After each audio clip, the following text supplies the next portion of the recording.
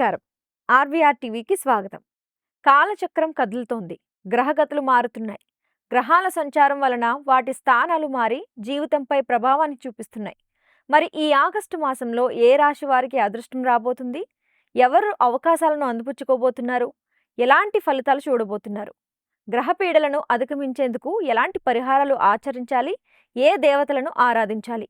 ఇవన్నీ కూడా తెలుసుకుందాం. మనతో పాటు స్టూడియోలో ప్రముఖ జ్యోతిష్య పండితులు బ్రహ్మశ్రీ డాక్టర్ సివిపి సుబ్రహ్మణ్యం గారు ఉన్నారు. గురువుగారిని అడిగి అనేక విషయాలను తెలుసుకునే ప్రయత్నం చేద్దాం. నమస్కారం గురుగారు. గురుగారు, ఆగస్టు నెలలో ఏ రాశి వారికి ఏ విధంగా ఉండబోతుందనే విషయాల్ని తెలియజేస్తున్నారు.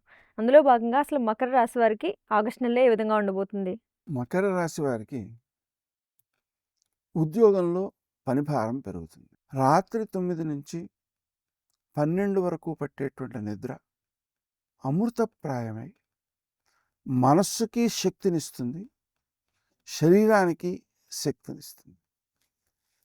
ఇక మనకి ప్రస్తుతం పిల్లల్లో అలవాటు ఎలా అయిపోతుందంటే రాత్రి 12 దాటితే కానీ నిద్రకి పునుకునేటువంటి ప్రయత్నమే ఉండట్లేదు.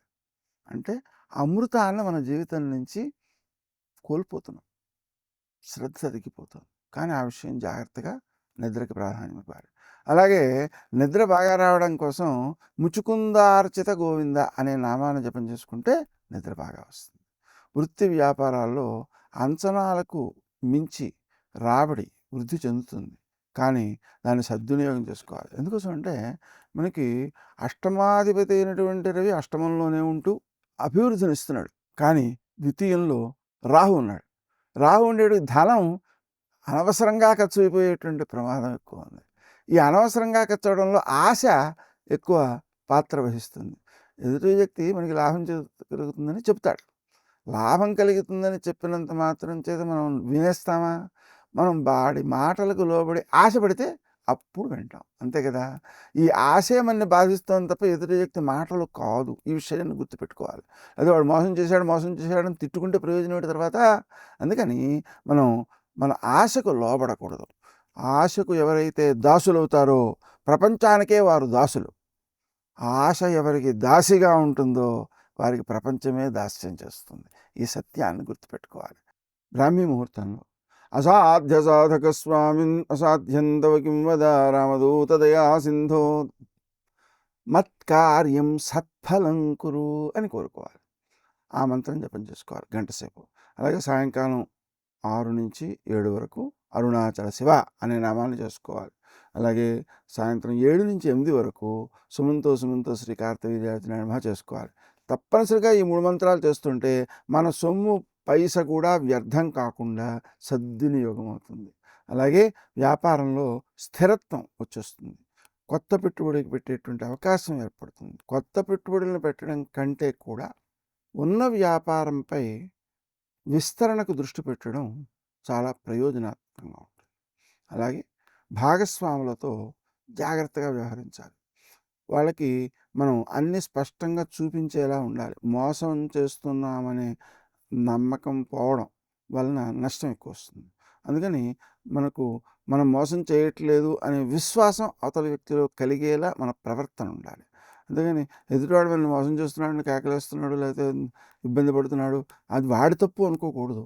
మనం ఆ స్పష్టత లేకుండా ఉండడమే ఆ విధమైనటువంటి ఇబ్బందికి కారణమైంది అని తెలుసుకోవాలి. అలాగే ఇష్టమైనటువంటి వ్యక్తులు ఉంటారు, వాళ్ళని కలుసుకుని సరదాగా గడుపుతూ ఉండాలి. ఎందుకంటే అది మనస్సుకి ఒక బలాన్ని ఇస్తుంది అన్నమాట. ఆ బలం మనస్సు కొత్త ఆలోచనలు చేసేదిగా తయారవుతుంది. అలాగే ఆర్థిక పరిస్థితి మెరుగుపడడానికి కూడా ఈ ఆలోచన నైపుణ్యమే పనిచేస్తుంటుంది. అయితే బంధుమిత్రులు ఆర్థికంగా సహాయం చేయమని అడుగుతూ ఉంటారు. అలా అడిగినప్పుడు కూడా మనం అప్పు ఇవ్వకూడదు. ఉపకారం చేయడం కోసం చేతనైనంతే ఇవ్వాలి. తప్ప ఊరికే ఇస్తున్నామనే భావంతోనే ఇవ్వాలి, అంతే తప్ప అప్పు ఇస్తున్నాం అనుకోకూడదు.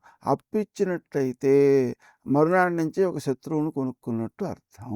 ఈ జీవిత సత్యాన్ని కూడా గుర్తుపెట్టుకోవాలి. అలాగే ఉద్యోగులకి అనుకూలతలు పెరుగుతాయి. శుభవార్తలు వింటారు. ప్రమోషన్లో లేకపోతే జీతభత్యాలు పెరగడము, అనుకూలమైన రావాల్సింది పాత బకాయిలు రావడము, ఏదో మంచి జరుగుతుందన్నమాట. అలాగే రావాల్సిన డబ్బు చేతికి అందుతుంది. అది సక్రమంగా అందడం కోసం కనీసం సాయంకాలం 7 నుంచి 8 వరకు సుమంతో శ్రీ కార్తవీర్యార్జునాయ నమః అనేది బలంగా చేసుకుంటూ ఉంటే మొండి బాకీలు కూడా వసూలు అవుతాయి. అలాగే మనకు కుటుంబంలో కొన్ని శుభపరిణామాలు జరిగే అవకాశాలున్నాయి. వాటిని సద్వినియోగం చేసుకోవాలి. ఆరోగ్యం బాగానే ఉంటుంది. అయినప్పటికీ మనం ఏం చేయాలంటే, ఎవరికైనా అనారోగ్యవంతులు బంధువుల్లో గానీ, మిత్రుల్లో గానీ, ఇంట్లో పెద్దవాళ్ళలో గానీ కనిపించినట్లయితే వాళ్ళకి అనారోగ్యం కలగడం కోసం వం క్రీం అచ్యుతానంత గోవింద అనే మంత్రాన్ని చేయడం చాలా మంచిది. నిరుద్యోగులకు ఉద్యోగ ప్రయత్నాలు సత్ఫలితాలనిచ్చే అవకాశం ఉన్నందువల్ల దాన్ని ఇంకా బలపరచుకోవడం కోసం తెల్లవారుజామున 5-6 వరకు శ్రీ రాజమాతంగ్యై నమః అనే మంత్రాన్ని జపం చేసుకోవడం, సాయంకాలం 6-7 వరకు అరుణాచల శివ అనే మంత్రాన్ని చేసుకోవడం తప్పనిసరి.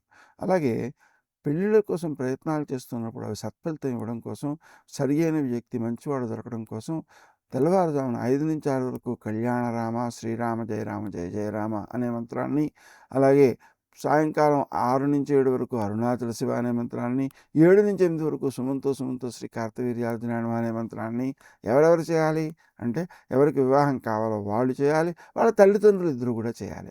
అలా చేసినట్లయితే సత్ఫలితం వస్తుంది. విద్యార్థులు కొంత కష్టపడే అవకాశాలు ఉన్నాయి, కష్టపడాల్సి ఉంటుంది. కష్టపడి చదువుకోవడంతో పాటుగా శ్రీ హయగ్రీవాయ నమః అనే మంత్రాన్ని కూడా జపం చేసుకుంటూ రోజును పరీక్ష సమయంలో తల్లిదండ్రులు కూడా పిల్లల కోసం ఆ మంత్రాన్ని జపిస్తుంటే సత్ఫలితాలు సిద్ధిస్తాయి. వివాహ ప్రయత్నాలు ముందుకు సాగుతాయి. కుటుంబ సభ్యుల మధ్య సహకారాలు బాగుంటాయి. ఒక నిర్ణయానికి వస్తారు.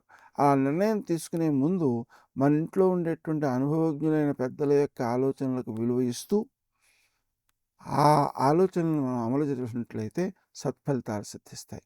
ఆరోగ్య విషయంలో కీళ్ళ నొప్పులు, నడుం నొప్పి మొదలైనటువంటి వాటికి అవకాశాలు ఉన్నాయి. వాటిని కూడా మనం ఈ నిర్లక్ష్యం చేయకుండా వైద్య సహకారం తీసుకుంటూనే, విశ్రాంతికి ప్రాధాన్యం ఇస్తూనే మనం ఈ వం క్రీం అచ్యుతానంత గోవింద అనే మంత్రాన్ని మనకి ఎక్కడ పెయిన్ ఉందో, ఇబ్బంది ఉందో అక్కడ మనం చేపెట్టుకుని ఈ మంత్రాన్ని కనుక జపించుకున్నట్లయితే సత్ఫలితం సిద్ధిస్తుంది. శుభకార్యాల ప్రస్తావనలో బంధుమిత్రుల యొక్క పాత్ర ఉంటుంది.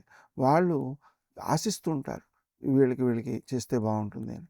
వాళ్ళ నుంచి సహాయ సహకారాలు కూడా లభిస్తాయి. కాబట్టి వాళ్ళ యొక్క ఆలోచనలకు మనం ప్రాధాన్యం ఇస్తూ ఉండడం మంచిది. అలాగే ప్రముఖులు ఉంటారు, అలాగే కళాకారులు ఉంటారు, సినీ రంగంలో ఉంటారు, రాజకీయ ప్రముఖులు ఉంటారు.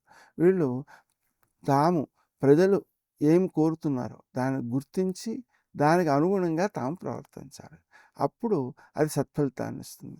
వీళ్ళ యొక్క అభివృద్ధి పెరుగుతుంది, జన సహకారం లభిస్తుంది. జన సహకారంతో ఎవరైనా అభివృద్ధిని సాధించేది. అందుకని ఇతరుల యొక్క శక్తియుక్తులు మనకు ఉపయోగపడేలా ఉంటే అది జన సహకారం లభించడం. మన యొక్క శక్తియుక్తులు మాత్రమే ఇతరులకు ఉపయోగపడేలా ఉంటే మనం ప్రజలకు రుణపడి ఉన్నామని అర్థం. ఆ రుణపడి ఉండడం కోసం, ఆ రుణం తీర్చుకోవడం కోసం ప్రజలకు సహకరిస్తూ మనం ఉండాలి. అందుకని ప్రజలకి మనం సహకరించాలా, మనకి ప్రజలు సహకరించాలా అనే విషయాన్ని పూర్తిగా ఆలోచించి నిర్ణయం తీసుకోవాలి. గురుగారు వీళ్ళు చేసుకోవాల్సిన పరిహారాలు లాంటివి ఏమైనా ఉన్నాయా? ముఖ్యంగా నువ్వుల నూనెతో అభిషేకం చేసి, నువ్వులతో పూజ చేసి, ఆ నువ్వులనేమో ఆవులకు పెట్టాలి. నువ్వుల నూనె పసుపు కలిపి ఆవులకు రాయాలి. ఆ చేయడం వల్ల శ్రేయస్సు కలుగుతుంది. ఆంజనేయ స్వామి దర్శనం చేసుకోవడం, హనుమాన్ చాలీసా పారాయణ చేయడం, హనుమంతునికి ప్రదక్షిణాలు చేయడం చాలా మంచి చేస్తుంది. గురుగారు మకర రాశికి సంబంధించి చాలా చక్కటి విషయాలను తెలియజేసినందుకు ధన్యవాదాలు. చూసారుగా గురువుగారు రాశి ఫలితాలు ఎంత చక్కగా వివరించారో. మీ రాశి ఏంటి, మీకు ఎలా ఉంటుంది అనేది తెలుసుకోవాలంటే ఆర్వీఆర్ టీవీలో ఆగస్టు మాస ఫలాలు ప్లేలిస్ట్లో చూడండి. అలాగే మన ఆర్వీఆర్ టీవీని లైక్ చేయండి, షేర్ చేయండి, సబ్స్క్రైబ్ చేసుకోండి. నమస్కారం.